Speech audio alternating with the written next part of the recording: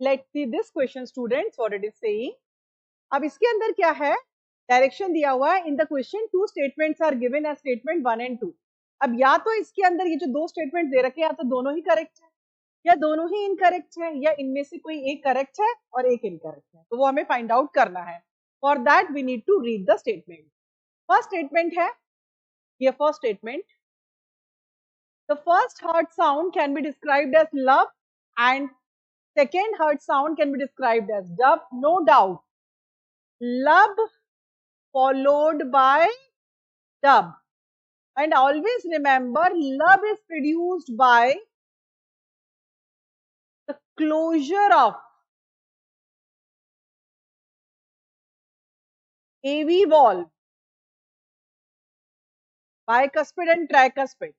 And dub sound produced by the closure of tricuspid valves. इस तरह से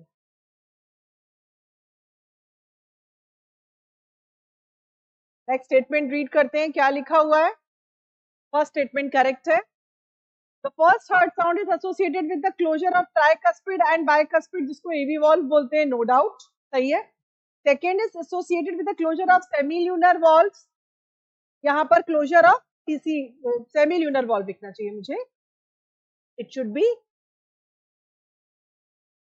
semilunar valve, क्योंकि AV valve दोनों तरह से होते हैं, tricuspid valve भी होता है और bicuspid। यहाँ पर मुझे क्या लिखना चाहिए, सेमील्यूनर वॉल्व, दोनों दो होते हैं, दोनों के क्लोज होने से प्रोड्यूस होती है dub sound. So it is correct now, so both correct, no doubt.